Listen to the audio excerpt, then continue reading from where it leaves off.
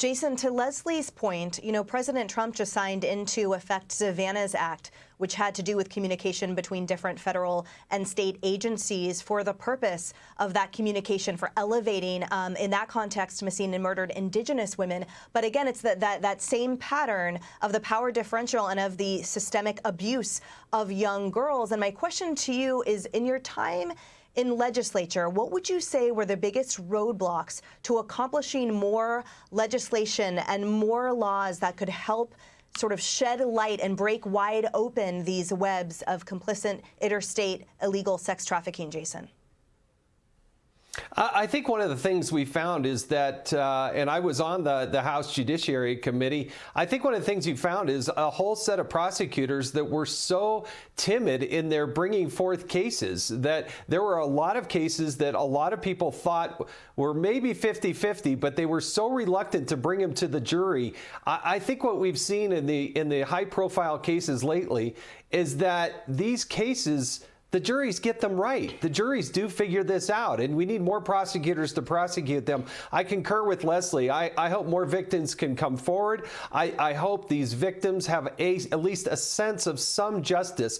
But I got to tell you, there are a lot of us who've been watching from the sidelines who really do believe that it wasn't just her. And it wasn't just Jeffrey Epstein.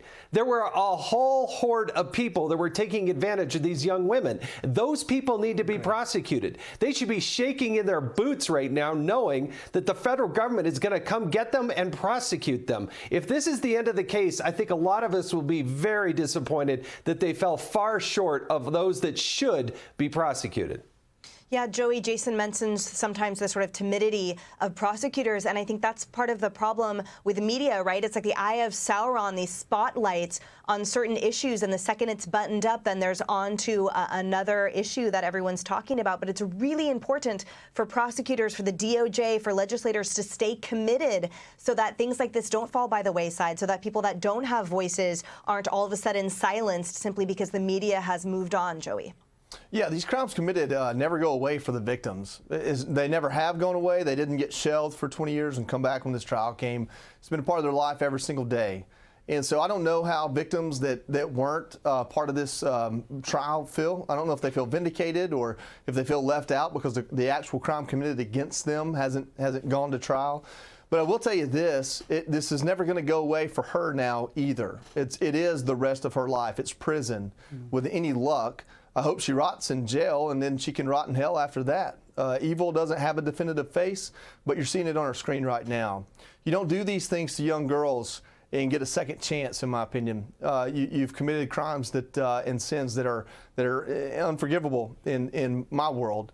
And so I'm glad there's a guilty verdict, and I hope that if I understood Brett earlier, that there isn't really a predictive maximum sentence because of the way sentencing works. So if there's a year they can tack on there, I hope they do. If nothing else, it solidifies her life in prison and maybe works as a catalyst to find out who else might have committed crimes for her to testify against them. And I don't care who it is. I don't care if it's a politician I like or a politician I hate or a celebrity or some royalty. If somebody else, if there's credible evidence that they committed these crimes, I hope they go to trial too.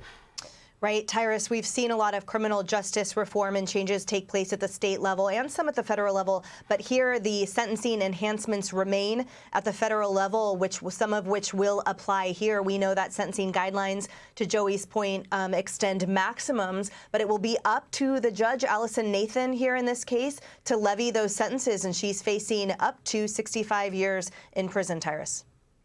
Well, I hope the judge goes for the jugular on this one, but I'd actually like to make a statement. I'm hoping that when we see with someone who conspires, who turns a blind eye, in her case even participated, but I hope all those bodyguards, personal assistants out there, assistant producers, managers, agents who complicitly allow their spoiled clients to get away with these type of behaviors for years, and then when it all comes out, it's like, well, I was just doing this and that. Maybe we'll start seeing them get arrested. Maybe we'll start seeing them having to be held responsible. You're a bodyguard and you're helping individuals hide the underage girl in their hotel room or protecting them from the media. I hope we start seeing some of those individuals who kind of fit the same description that she was start to get charges pressed against them too, because you know what? You're going to see a lot more whistles being blown earlier. You're going to start seeing more people do the right thing when they have to be held accountable. And I'm hoping that we see more accountability, not just to the perpetrators,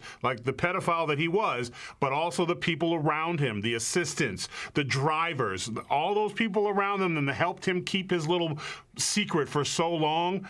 We'll see in other aspects of life where we see other entertainers, rich people, etc., that do these type of things, and it's more prevalent than you could possibly imagine, start to be held accountable. I'm hoping this is a step in the right direction. Hey, Sean Hannity here. Hey, click here to subscribe to Fox News YouTube page and catch our hottest interviews and most compelling analysis. You will not get it anywhere else.